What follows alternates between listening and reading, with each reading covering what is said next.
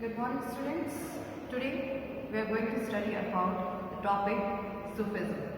As previously we have studied about the saints, that what type of saints were over there into our previous period who used to give the message into the public, related to the public, and makes the harmony between both Islam and Hinduism.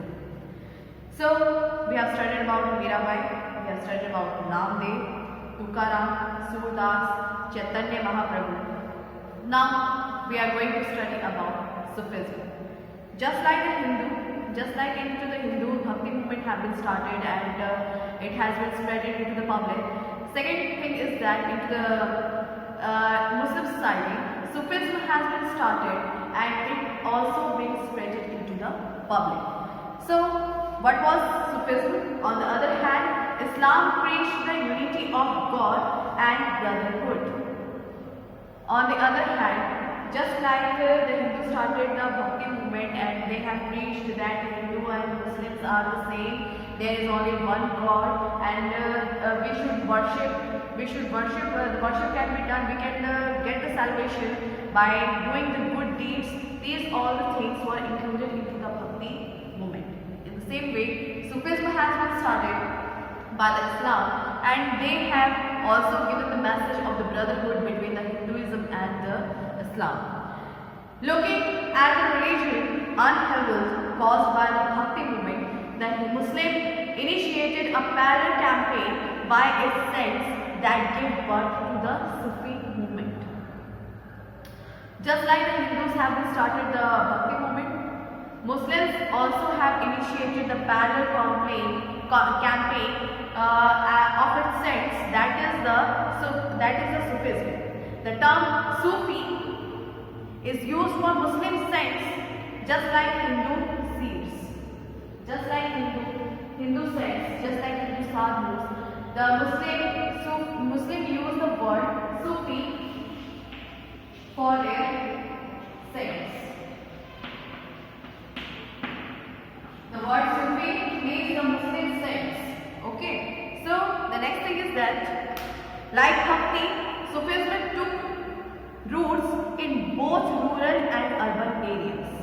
In both rural and urban areas, just like the Bhakti movement, the Sufism also have taken place and it also spreaded the same thing which the Bhakti movement used to do. So it rejected all forms of the religious orthodoxy and falsehood. The religious orthodoxy which was mostly done into that period, these Sufism also used to reject all that. They said that creating a new world in order which is spiritually bliss was the only and the ultimate goal. Doing the good deeds, doing the good things to the others, to the needies, these are the main goal of Sufism and also the Bhakti movement. As the Bhakti movement, most of the saints had said there is only one Lord, no one is different, everything is made by the God, and we should praise that. We should not say that it is impure or it is just not a good thing. We can't say that because all the things, according to the Bhakti saints, all the things are made by the God. In the same way, the Sufi saints also used to say that. Next, by the 12th century CE, Sufism has become the universal aspect of Islamic social life as its influence extended over almost the entire Muslim community. Slowly, the Sufism become the universal aspect of the Islam and social life and influence that extended over the almost the Muslim community. The Sufi sects transcended all religious and communal distinction, worked for promoting the interest of humanity at large. They had said we should do the work on the humanity instead of comparing each other or instead of making someone down that you are of that caste or you are of that religion, you can't worship our one. That is the difference Sufism and Bhakti movement have been they want to fill that type of difference into the society.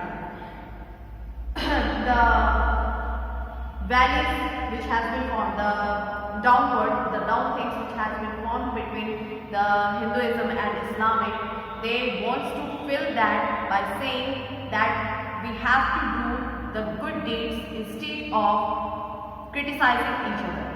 Next, Sufism. There are the main features of the Sufism. The first one is Sufism rejected the elaborate rituals and codes of behavior demanded by Muslim religious scholars. Sufism think that love and devotion are the only means of reaching God. Just like the Bhakti movement, they had said that love and devotion and doing the good deeds is the only thing for reaching the God, for getting the salvation. In the same way, Sufism has also rejected all the norms of the Muslim community and said that by love and devotion to the God, we can get Him. Next, along with Prophet Muhammad, they also attached the great importance of Pir, means Guru, who could lead them on the correct path. Along with the Prophet Muhammad, they had attached their gurus also, by which they could achieve the great path to the God. Next, they professed respect for all the religions to lead a simple life. Into the Bhakti movement, the same thing is repeated into the Sufism also. Into the Bhakti movement, they had already said that we should live the simple life and do the good things to the others. And into the Sufism, that is also had been repeated. They are also saying that we should live the simple life and do the good things. Next, spread of the Sufism. How the Sufism got spreaded into the whole of the world. A genealogy of Sufi teachers or the silsila started, wherein each had a slightly different form of instructions. Into the silsila has been started by the Sufism, and into that they are saying that there is a different type of instructions into that which they have to follow it. On these, the Chistis and the Suhrawardis were the most popular, in the Sufism, two types of Sufism was over there, in which the Chistis and the Suhrawardis. Chistis and the Suhrawardis. Two were over there. Chistis and the Suhrawardis. Two types of Sufism was popular at that time. That was the Chistis and the Suhrawardis. So it had teachers like Khwaja Moinuddin Chishti, that is Khwaja Moinuddin Chishti of Ajmer, Baba Farid of Punjab, Khwaja Moinuddin Aulia of Delhi, and Khwaja Moinuddin Bakhtiyar Kaki of Delhi. These are the Sufi saints which used to spread their Sufism thought to whole world. Next one is Sufi master held their assemblies in their khanqa or the hospital. Sufism master try to do their assemblies into the khanqa. There is a place, khanqa or hospitals. Devotees used to come to these khanqa and discuss spiritual matters, take part in dance, music, sessions and sought the blessings of the saint for solving their problems. The Sufism, the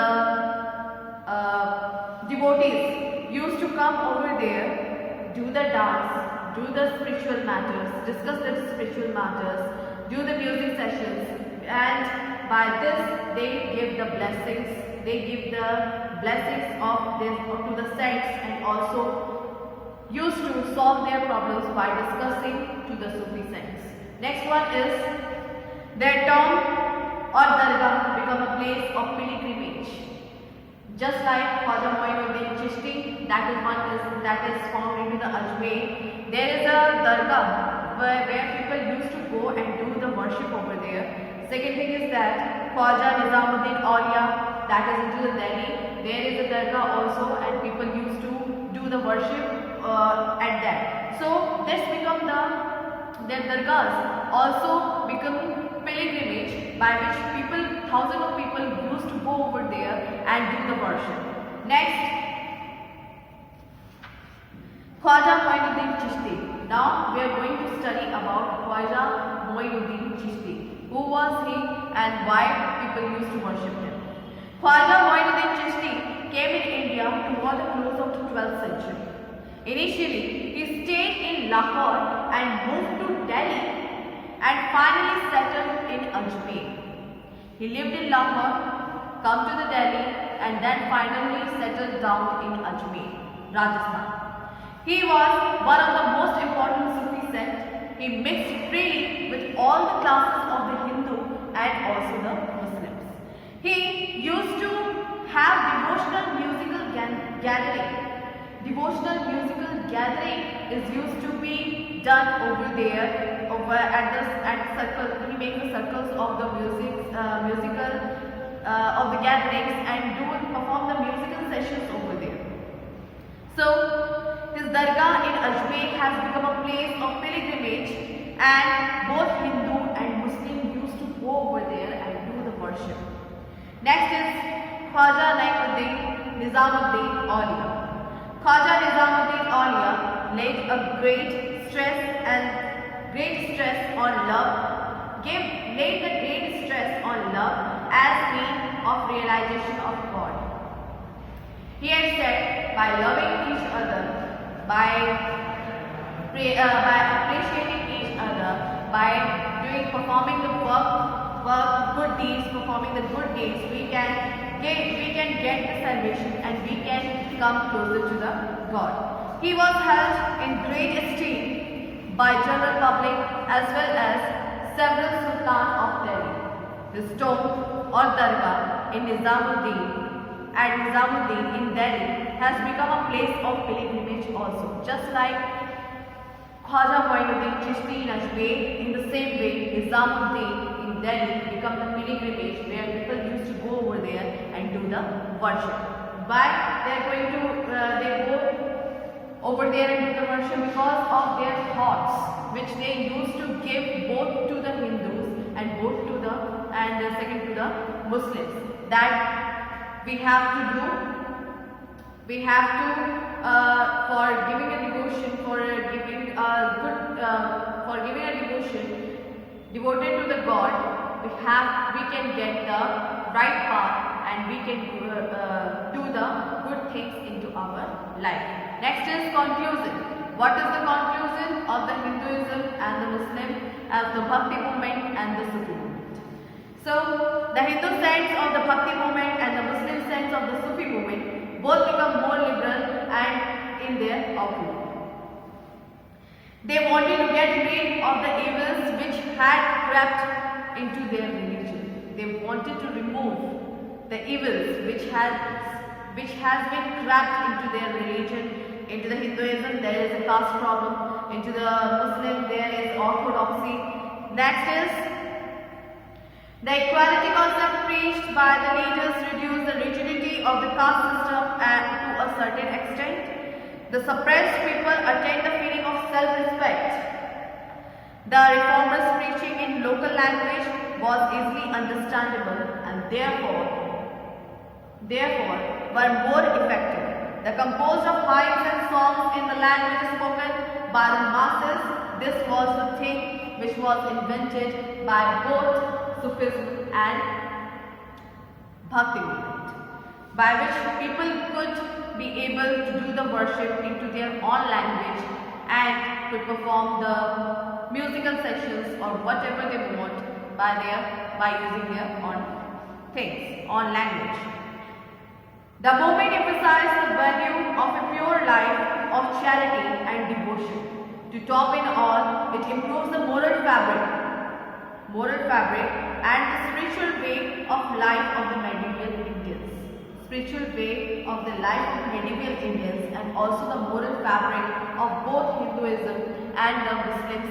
They try to improve over that. They try to do the improvement in their thinking that there is no any caste, there is no any religion, only there is one God and we have to follow him and we have to do the good deeds for getting the salvation.